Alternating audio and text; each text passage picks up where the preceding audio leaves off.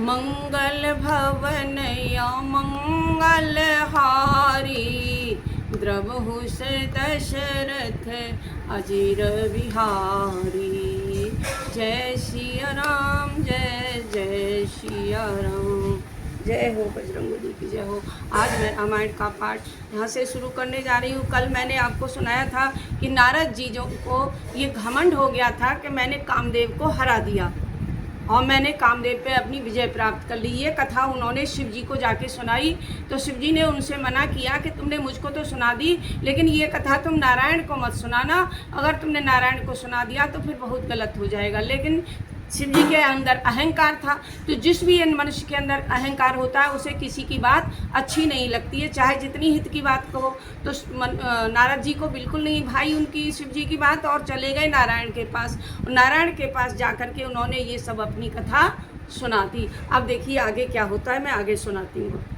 रूख बदन करे वचन मृदु बोले श्री भगवान, रामा मृदु बोले श्री भगवान। तुम्हारे सुमिरन ते मिटई मोह मार मदमान, सियावर रामचंद्र की जय, पवन सुत हनुमान की जय। रूखा मुंह करके भगवान कोमल वचन बोले, रूखा मुंह करके भगवान कोमल वचन बोले। हे मुनिराज, आपका स्मरण करने से दूसरों के मोह, काम और मद और अभिमान मिट जाते हैं।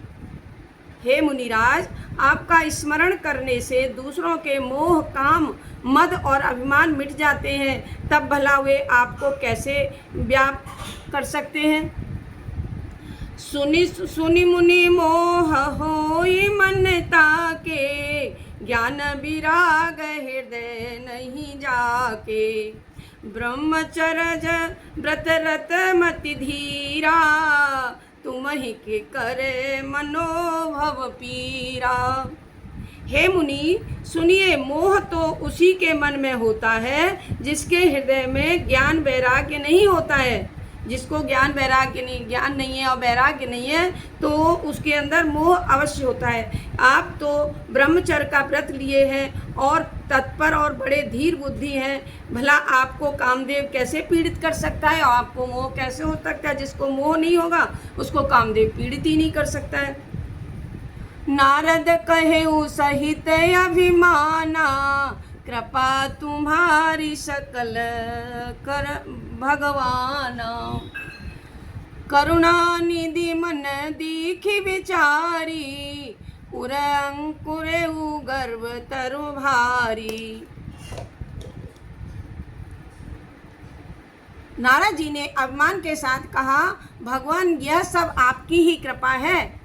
दया सागर भगवान ने मन में विचार कर देखा कि अब इनके हृदय में अभिमान रूपी भारी वृक्ष का अंकुर जम गया है।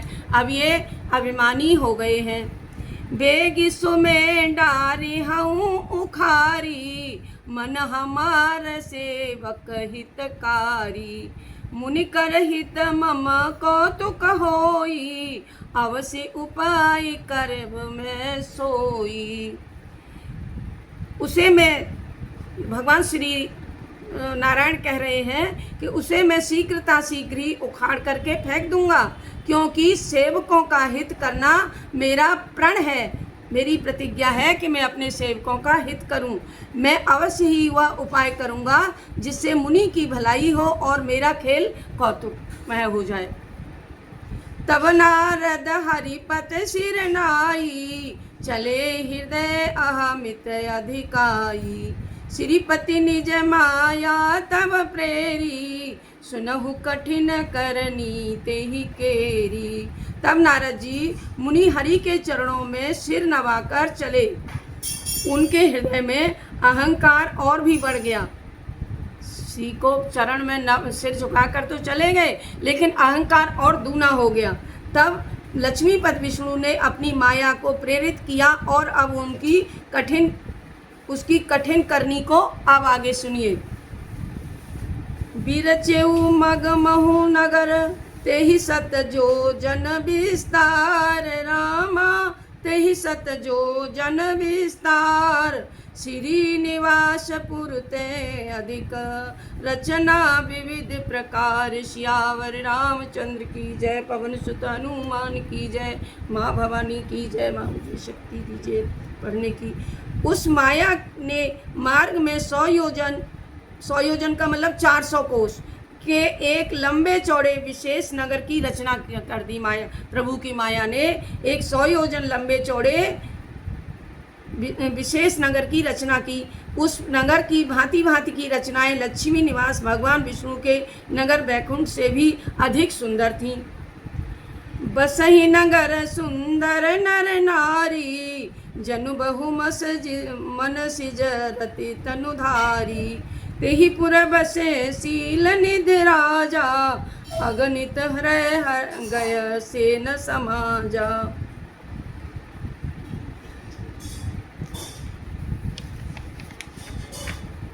उस नगर में ऐसे सुंदर स्त्री पुरुष निवास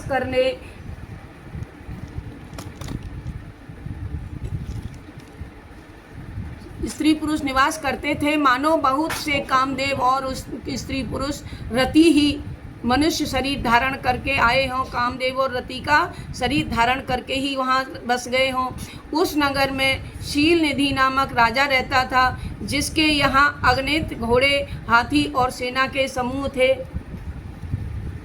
तत्सुरेश सम विभव विलासा, रूप तेज बल नीति निवासा। विश्वमोहिनी तासु कुमारी, श्री विमोह जसु रूप निहारी।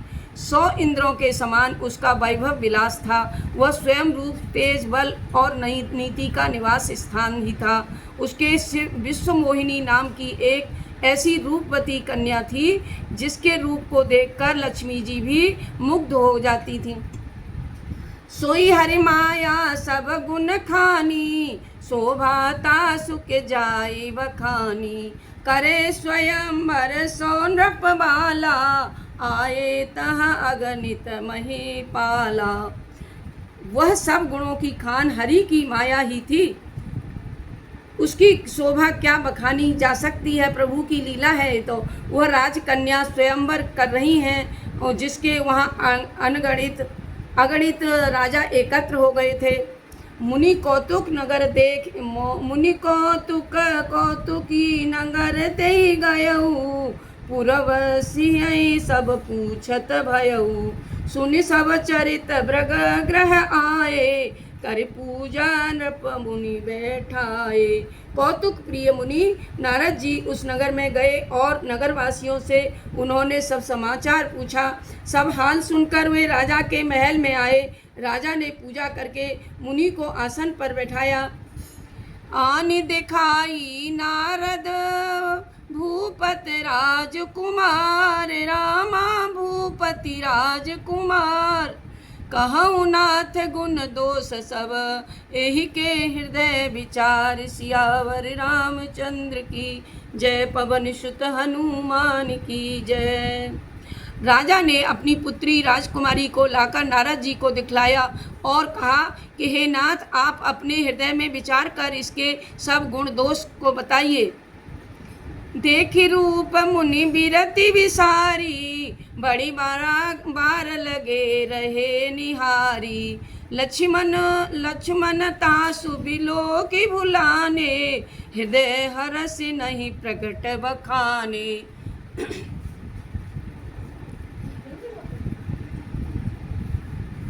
राजकुमारी रूप को देखते ही मुनि सारा वैराग्य भूल गए और बड़ी देर तक उसकी ओर एकटक देखते रह गए। उसके लक्षण देख करके अपने आप को भी भूल गए और हृदय में हर्षित हुए, पर प्रकट रूप में उन लक्षणों को नहीं कहा।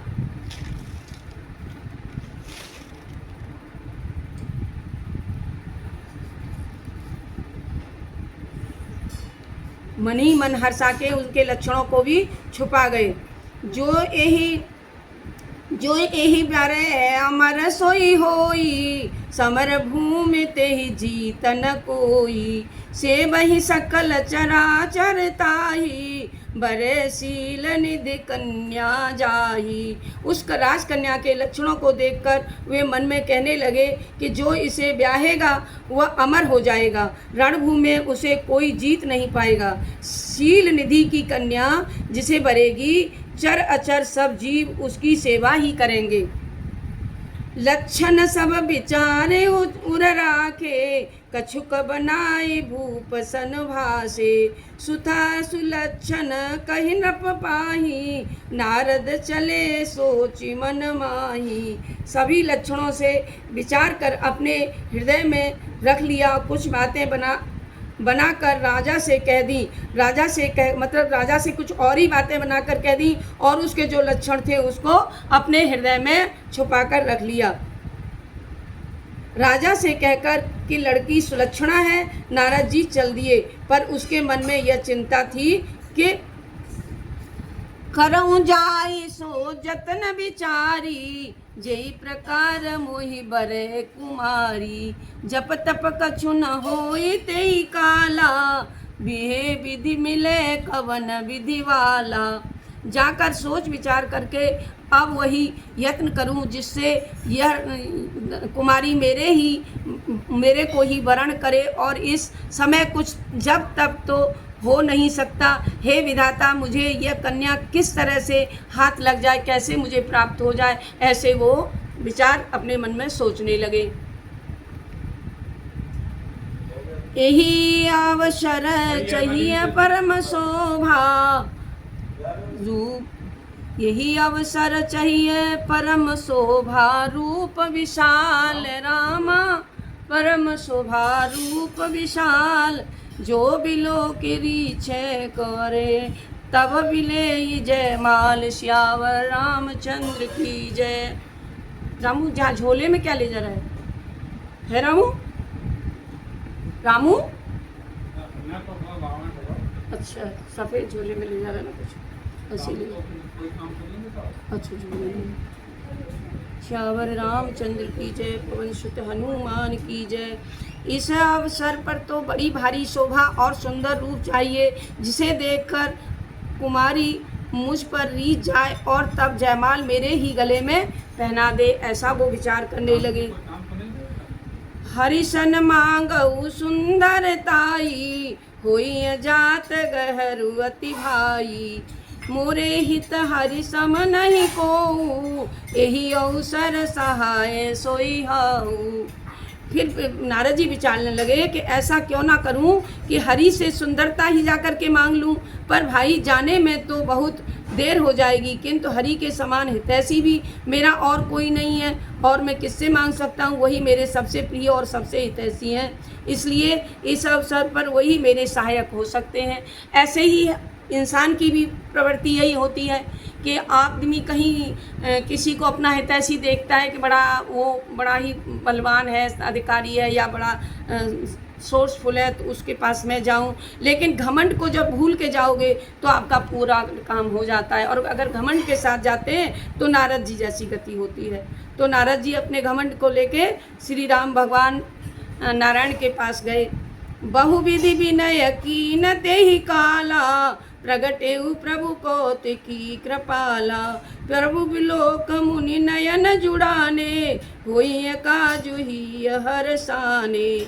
उस समय नारद जी ने भगवान की बहुत प्रकार से विनती की, तब लीलामय कृपालु प्रभु वहीं प्रकट हो गए। स्वामी को देखकर मुनि ने नेत्र शीतल हो गए और मन ही मन बड़े ही प्रसन्न हुए कि अब मेरा काम बन जाएगा, क्योंकि प्रभु ही मेरे पास आ गए, तो अब मेरे काम को कोई नहीं रोक सकता। ऐसा उनके मन में दृढ़ विश्वास हो गया। अतियारत, कभी भी अपने काम में दृढ़ विश्वास मत करिए कि ये काम करने जा रहे हैं तो वो पक्का हो जाएगा, ऐसा कभी मत सोचिए। संशय हमेशा रखना चाहिए कि पता नहीं ईश्वर की कृपा है, कैसे होगा, कब होगा, कैसे होगा, तो काम हो जाएगा। और अगर पक्के विश्वास के साथ आप घमंड के साथ जाएंगे कि अब कोई नहीं रोक सकता है होगा, तो उसमें संशय पैदा हो जाता है। उस समय नारद जी भगवान बहुत विनती किए और मन ही मन प्रसन्न हुए, अब काम मेरा बन जाएगा। अति आरती कही कथा सुनाई, करहु कृपा करि हो सहाई। आपन रूप देहु मोही, आने भांति नहीं पावहु ओही। हे प्रभु, नारद जी ने कहा, हे प्रभु, अत्यंत आर्त दीन होकर के कथा कह सुना रहा हूँ और प्रार्थना भी कर रहा हूँ कि कृपा कीजिए और कृपा करके सहायक बनिए मेरे। हे प्रभु, आप अपना रूप मुझे दे दीजिए और किसी भी प्रकार मैं उसे नहीं पा सकता, केवल यही मेरे पास एक साधना है, एक सहायक है कि आप अगर अपना रूप मुझे दे देंगे तो वो कन्या मुझे अवश्य बदलेगी। जेहि विधिनाथ होई तुमोरा, करहु सुबेगी दासु मैं तोरा। निज माया बल देखि विशाला, हिय हरसी बोले दीन दयाला। हे नाथ, जिस प्रकार मेरा हित होता हो वही शीघ्रता शीघ्र कीजिए। मैं आपका दास हूँ और अपनी माया का विशाल बल देख दीन दयालु भगवान मन ही मन हंसकर बोले, जेहि विधि होई परम हित, नारद सुनहु तुम्हार रामा। नारद सुनहु तुम्हार, सोई हम करब न आन कछु, बचन नम्र सा हमार। सियावर रामचंद्र की जय, पवन सुत हनुमान की जय।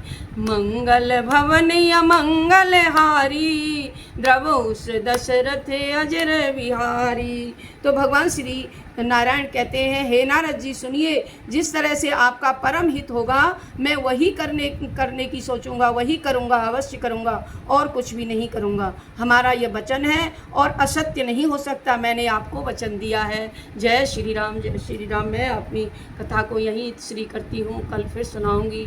जय हो, जय श्री।